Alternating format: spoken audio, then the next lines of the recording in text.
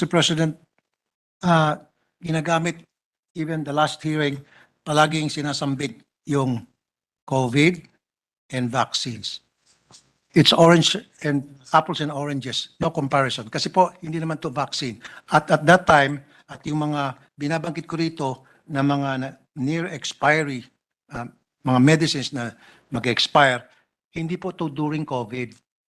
This was years before COVID time. Yes po. Okay, so wag po dapat binabanggit ng DOH, wag nilang gawing dahilan ang COVID. At wag din po nilang gawing dahilan ang vaccine na nabiblame patuloy itong mga recipient dahil parang ayaw nila magpa-vaccine, kino-compare sa vaccine, ayaw nila magpa-vaccine, kaya hindi nila nakukuha yung gamot. So like I said, apples and oranges, no comparison. Now, sagutin lang po sana. Sir, may I just, because ako ho yung nagbigay ng example. So kung ang example na apples for oranges eh hindi ho naging sapat sa inyo, ako ho ang umaako nun because Okay. I was the one who came up Thank with the you. comparison. Thank you, Mr. The President. reason why I gave that comparison, sir, because the logistics issue is the same, the inventory issue is the same, it may serve a different purpose, it may be administered differently, but there are common issues that affect the delivery and the expiration. Yun ho ang reason kung ba't ko binanggit. I apologize na para ho sa ating kasamahan, eh hindi ho apples for apples yung aking response. But it is my response, Your Honor, and not DOH. Thank you, Mr. And then President. hindi din ho nila dinahilan ang COVID. Again, ako lang din ho ang nagbigay ng explanation na yon just to emphasize na naging malaking problema talaga sa kanila yung pag-determine ng inventory during the, well, exacerbated during COVID. But His Honor is absolutely correct. This problem has existed long ago. Our mistake here in explaining the issue was I limited my explanation to during COVID, but His Honor is absolutely correct. Prior pa to COVID yung problem. Thank But on that note, that problem, they are saying now, no longer exists because of the reasons I gave, Your Honors, So, Mr. President. Thank you, Mr. President. So ano pong ginawa ng DOH na para magkaroon po ng assurance tayong lahat na this will never happen again? Alin po yung part na yon, yung nag-expire po? The fact that nag-expire yung nag-expire? mga gamot for so many years, paulit-ulit Yes. na naman po, and we're talking of millions and millions of pesos worth of medicines. So ano pong sistema that was put in place to ensure that this is not going to happen again? Well, I've responded to that, Your Honor. I am happy to repeat it if His Honor would like me to repeat my response. My response was that they now have contracts with the suppliers na yung pong mga near expiration, so roughly maybe 6 months, depende na yan sa kontrata kung how long nga po yung lifespan nung ano. Meron silang contract which I had read into the record na bibigyan sila ng pull out yung gamot na yon nung supplier, and then bibigyan sila ng credit memo. May forms po silang pinapakita sa akin to show that this is in place, and I am told na halos lahat na ng suppliers nila ganun na rin ho ang kanilang contract. But before they even do that, they will determine kung saan kinakailangan ang supply, and they have been moving the supplies to the different locations, different hospitals. Most of the problems that have been documented in the past occur in hospitals and facilities, meaning warehouses and the like, in their own hospital. Kasi siguro walang gumamit noon. Kaya nga ngayon, kailangan mabilisan ang sharing of information para mapasa sa ibang facility kung saan ang mga pasyente na nangangailangan. Okay, continue lang po. Thank you, Mr. President. So, yan po siguro isa sa mga document na gusto ko pong makuha from the DOH.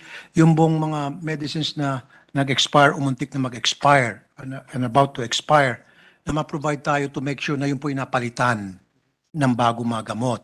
Do we have a list of those? Do we have documents pertaining to those medicines na pinalitan po ng manufacturer? Mr. President, I am told by DOH that it has been submitted to His Honor's office. Nope, we have not. Otherwise, I wouldn't be asking for it today. Yeah. I just want to show na you really submitted. I'll be happy to.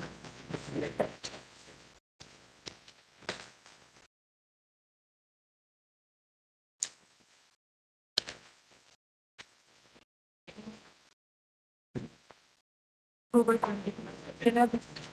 I am looking, I am reading I have, hold on, I will pull out my glasses.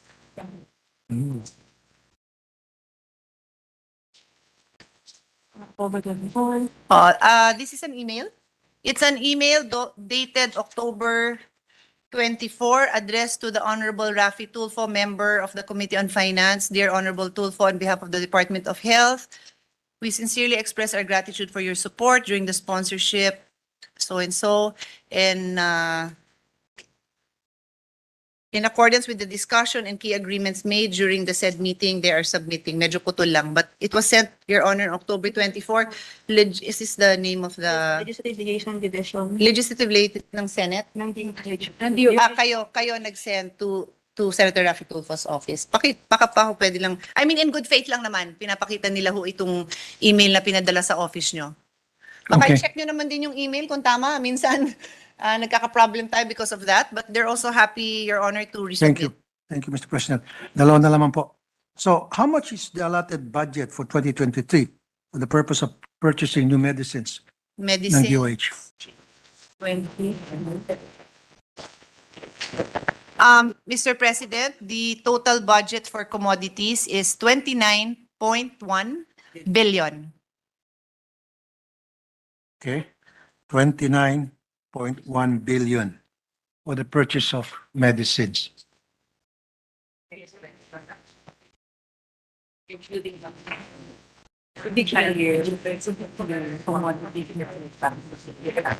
For the record, Your Honors, the item of commodities includes vaccines.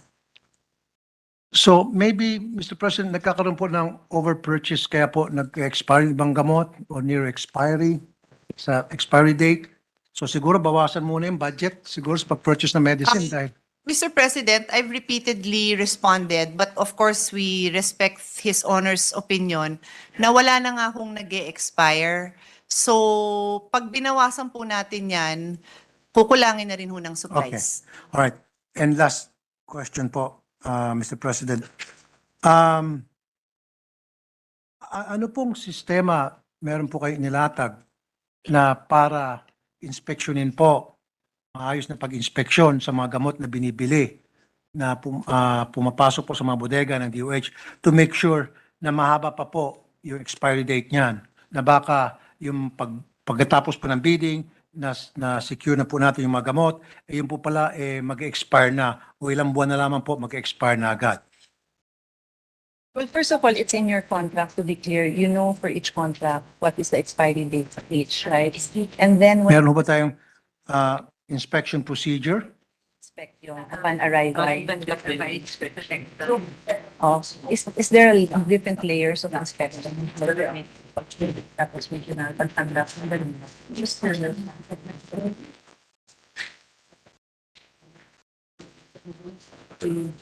please. Okay, hindi na-verify lahat yun. Ano pangalan nun? Inspection and okay.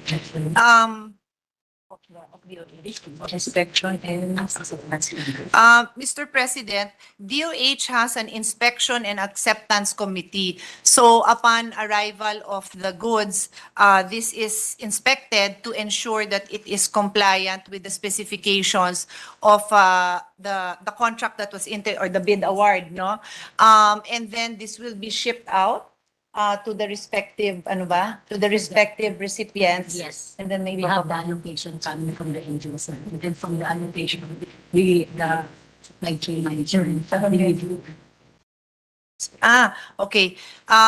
Perhaps this would give our colleague a degree of comfort. They actually have assistance coming from USAID to automate the system of monitoring. Kasi sa dami na nga rin po, we are 110 million Filipinos.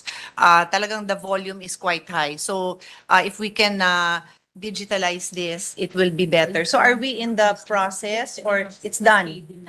So it's done, and then it's just a matter of implementing it with all recipients, mga regional, and then hospitals, pati ho sa LGU.